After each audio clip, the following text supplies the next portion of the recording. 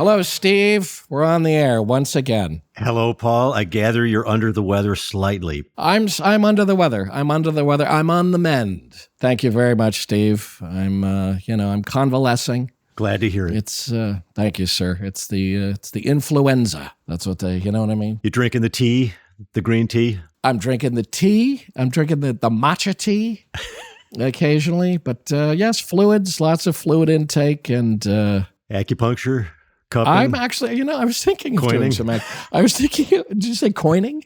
Yeah.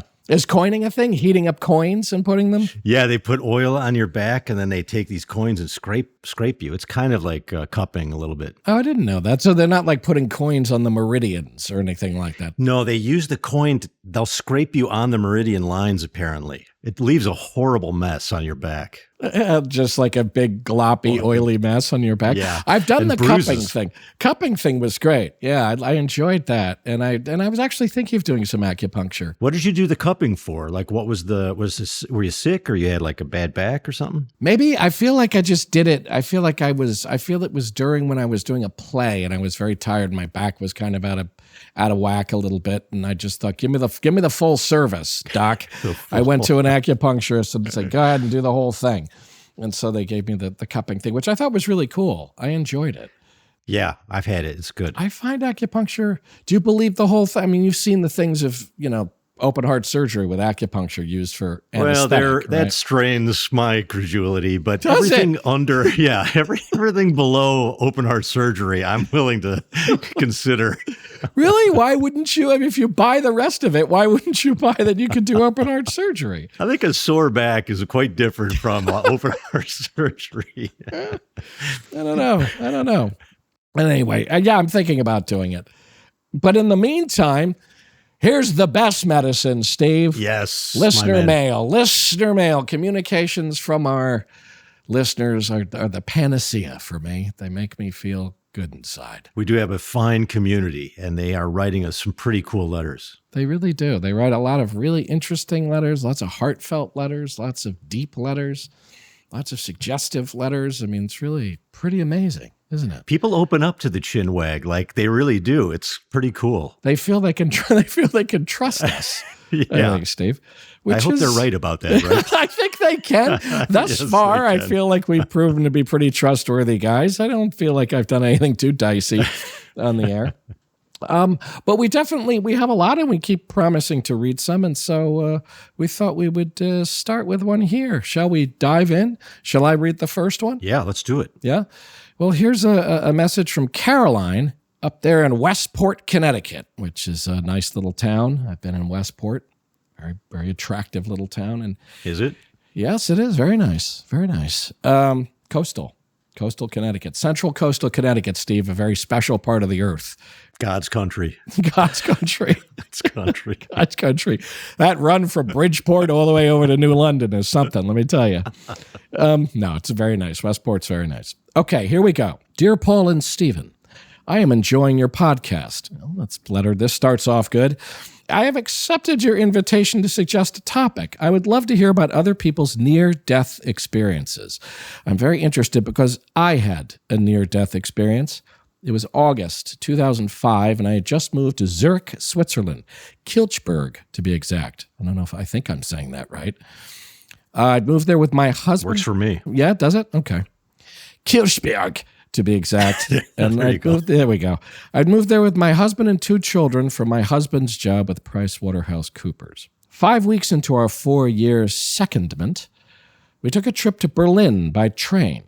Our 24-hour trip back to Kilchberg, a bizarre story in and of itself, it involved a train derailment and a suicide, Jesus, Wow. was a significant factor in my accident.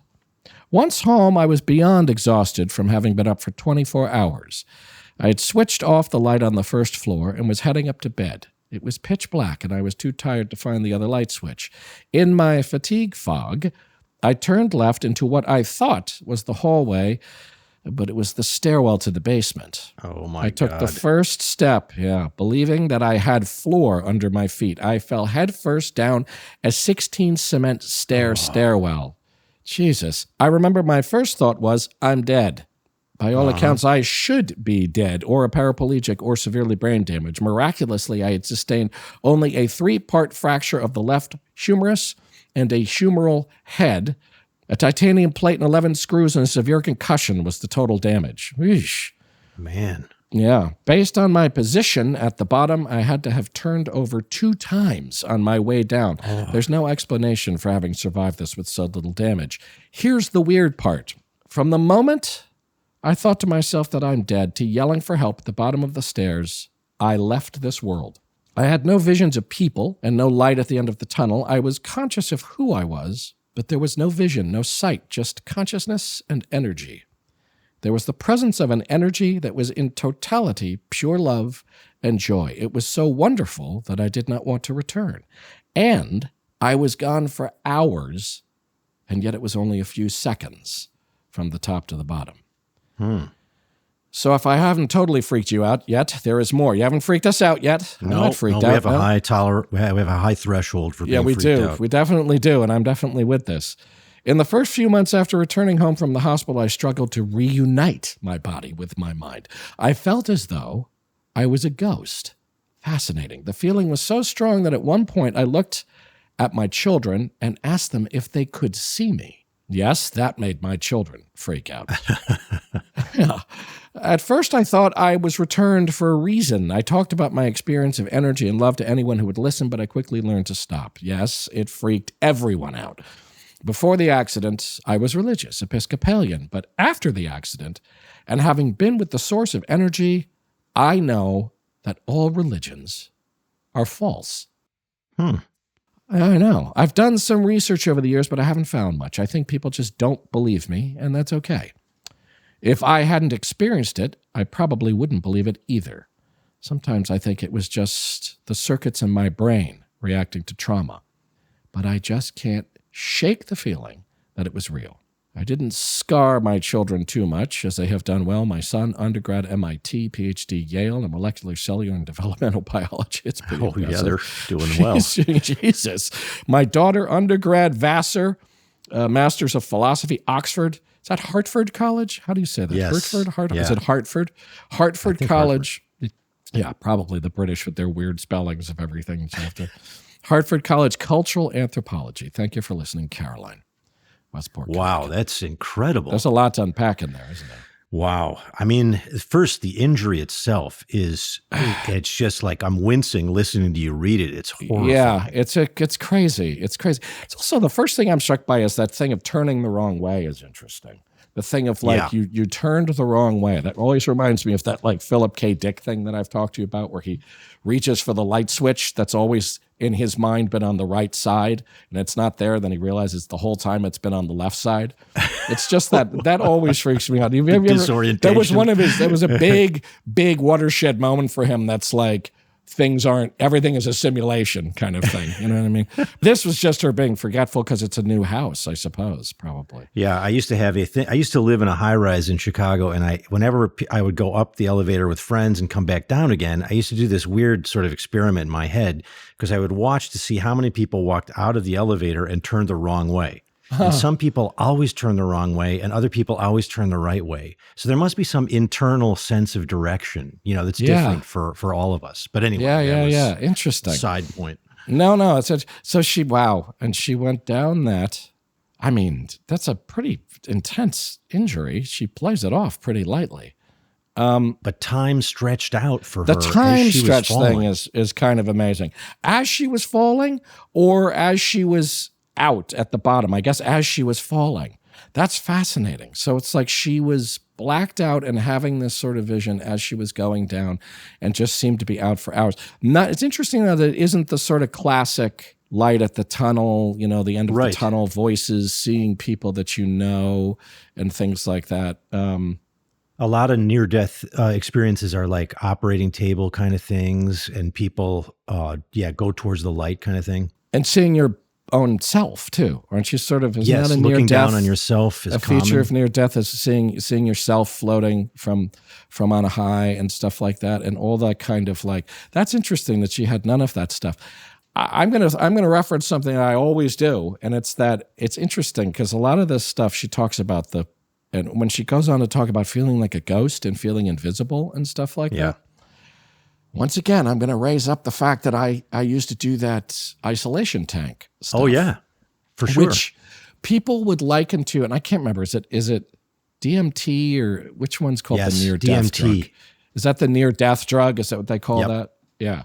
That's it. Which people say mimics the effects of a near-death experience a lot of the time. Yeah, apparently DMT is the kind of substance that I think you can get from ayahuasca and certain kind. I think you can lick a toad and get some DMT. But apparently, we have evidence. That's right. You can lick a toad. Yeah, you're right. We have evidence that like other animals produce it. They've done stuff on rodents. At the point of death, their brain produces a bunch of DMT, and apparently humans produce some of it. But there's some debate about whether it's enough to give them a psychedelic, a hallucinogenic experience at the end of life, or if it's not enough. That's a debate, I guess, it's happening now. But it mimics a lot of this light effects, strange lights, flashing lights, tunnels of light, things like that.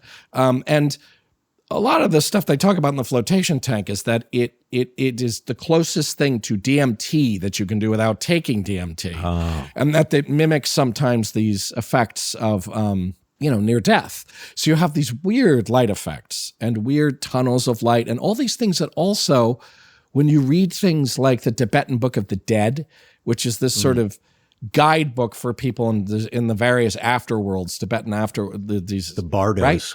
Yeah. Right, which are all sorts of different levels of an afterworld, right? Yep, yes. All the talk in that is of sort of light, different light effects, right? And walking into light or not walking into the light, and the light sort of being intimidating or the light being inviting, and it's all sorts of the same sorts of things, which is really fascinating. But another thing I think is really interesting is the whole thing of not feeling out of your body and feeling invisible is also a thing that you get in a flotation tank. You get this feeling of, I think I've just gone transparent when you're lying in there. Yeah, because you can't feel where your body begins or ends, right? It must be that, yeah. But there's this all these kinds of strange effects like that. But also the sense of seeing yourself and being outside of your body and stuff like that is all really intense. It's just interesting that it's all these things that she talks about. Yeah. Yeah, I wonder, and what you're saying here now, in light of her letter, it sounds to me like she's had. I mean, it is a near-death experience, but it sounds more like she had a mystical experience on her way down the stairwell. And you know what I mean? Like, it doesn't have some of the same qualities, but it has others. Yeah. And I thought it was interesting that a lot of people who've had these experiences feel that their religious convictions are even more confirmed, and yet she says she's not. She's like, religion is false or something. It's all false, which I think is really, I wish she'd written more about that, because that's the most surprising thing about it. I thought she was going to go on to say, oh, for damn sure, I now believe all of this stuff. But she's like, nope, it's all bullshit. And I guess it's all bullshit. I wonder why she thinks it is, because she's seen something total that sort of negates all of these different teachings. The particular religions are bullshit, but there's a bigger spiritual reality, or is she just saying like it's all, nihilistic? No, I don't think I don't know that it's nihilism. Cosmic horror. No, cosmic horror, staring into the abyss. I don't think so. I mean, she hasn't lost her religion, because, I mean, to feel like you're a ghost, I mean, I think that's an amazing. The idea of feeling like a ghost in your own life and stuff like that that's a really wild fucking idea. That is that's wild.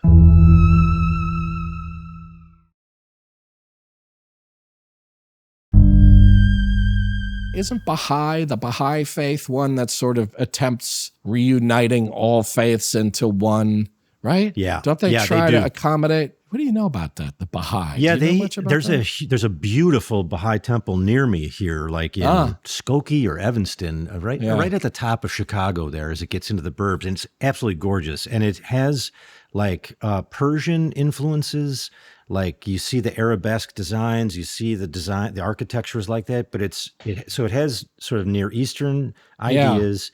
It has Christian and Buddhist ideas. And it's basically a very universal, ecumenical, but I think the Iranians actually hate it for some reason. This friend of mine is Iranian. He's like, you can't practice Baha'i in Iran. You'll get I wonder killed. if it was the guy who founded it Iranian. Yeah, I or think something? it must be something like that. Yeah, but it's generally a kind of welcome to everybody. We don't need to have a specific Messiah. We'll take all the Messiahs. It's going to be cool. I actually went many years ago. I was in Haifa in Israel. And the sort of world headquarters temple of Baha'i is there. Really? And it's actually this kind of crazy temple built on a sort of this insane incline that runs down into sort of the harbor in Haifa and stuff like that. It's pretty wild. Anyway, I'm not claiming that Caroline's become a Baha'i. It just made me think of that idea of kind of like, but I guess it's mystical. I suppose it's mysticism. There is another one real quick there. There's another crazy, sort of not crazy, but a very universal religion in Vietnam called the Cao Dai.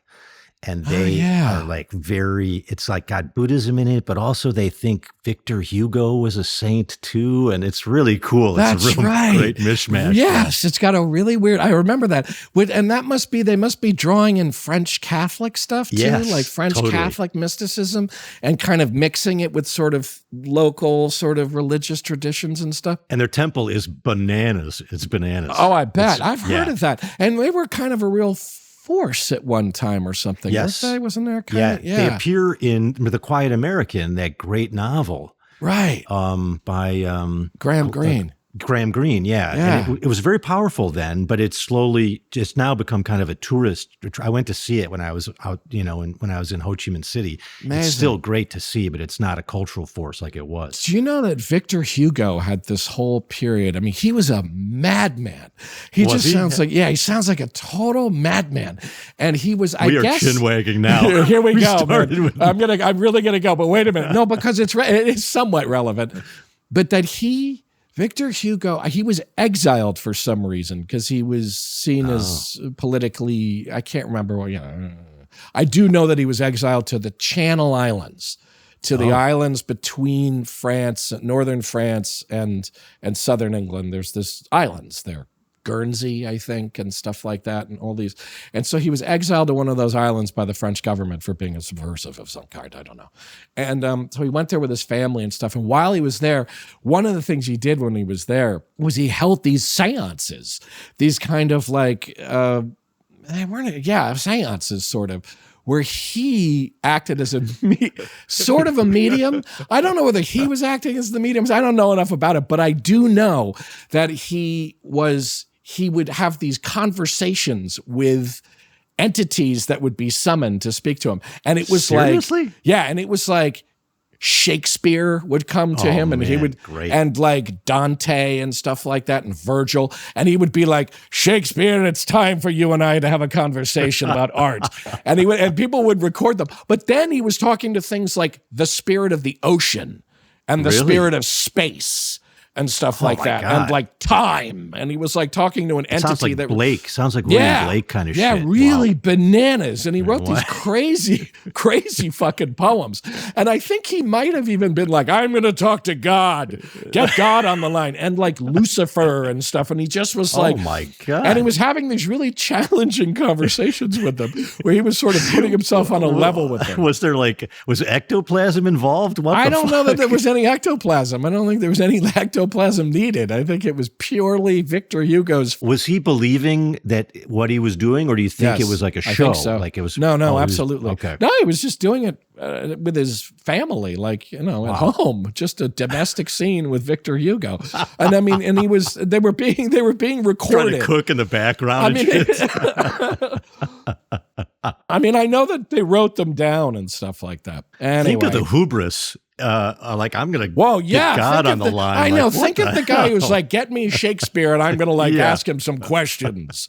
Ask him a question or two and sort of like challenge him about his, it's time you and I had a conversation, my friend, kind of thing. Like, I mean, he was a genius, he was a genius. I've never been able to make it through any of his gigantic. All artists think they're God. They all have God complexes, I think. Is that true? Really? I think a lot of them do, I think I'm God, although I don't know that I think I'm an artist in the first place. No, I think like in moments you do, I do, everybody I know is an artist. You kind of have to have to put yourself into this these pressure cooker situations, you almost have to have just a moment, not arrogance, but just like, I'm of consequence today, something. I matter. I matter. Oh my God. Well, there we go. That was a little bit of a fucking tangent. That was a little bit of a tangent.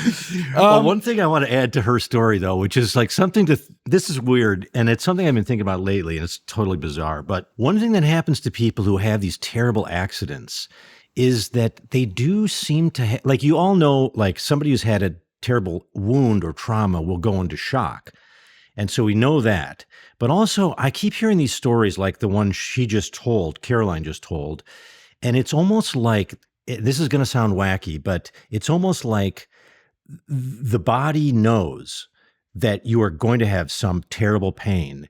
And it seems to put you in a state of like anesthesia or like, you know what I'm saying? Like it almost like shuts off the pain that you're going to experience. I don't know if there's any evidence this is true, but I have heard people tell stories like this before.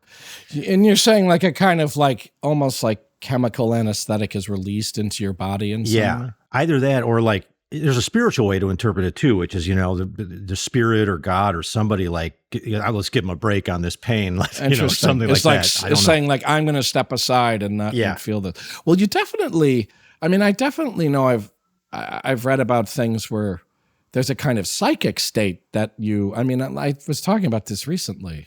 Maybe it was with you, I don't know. But that guys who were tortured and stuff, you know, POWs being tortured and stuff, would create this kind of almost imaginary space they would go to that would sort of detach them from the physical pain. And they would sort of leave their body in some way and go to like a beach in Hawaii or something, literally, like they were a childhood thing or something, or some sort of imaginary psychic realm that would remove them from the physical so they wouldn't feel the pain. Yeah, I think there's a moment in that crazy Terry Gilliam film, Brazil, where the guy is just like having a wonderful time on a vacation, and then it cuts to him actually sitting in a torture chair. Yeah. He's just not there for it. Like he's just disassociated somehow. Yeah, that makes sense. Anyway. Holy smokes. Well, that was a stimulating letter from Caroline. Thank you, Caroline, for the very stimulating thoughts. Really great. Personal story. Yeah, and I'm glad you're okay. And it sounds like your kids are doing great, too. Yeah, you definitely, nothing damaged them in any way. They seem to be excelling. Not. Yeah, anyway, thanks for the letters. Keep them coming. And thanks for joining us. And we'll see you at the next round of Chinwag in the very near future. And in the meantime, keep the letters coming and wag on.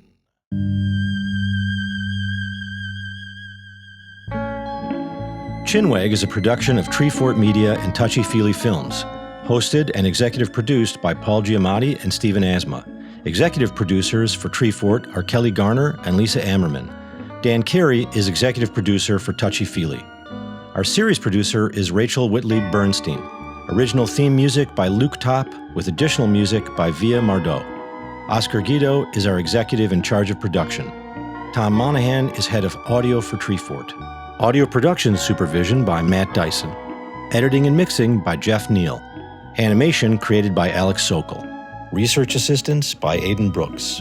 Lastly, for more information, go to chinwagpod.fm and find us on Instagram or TikTok at chinwagpod or on Twitter at chinwag_pod.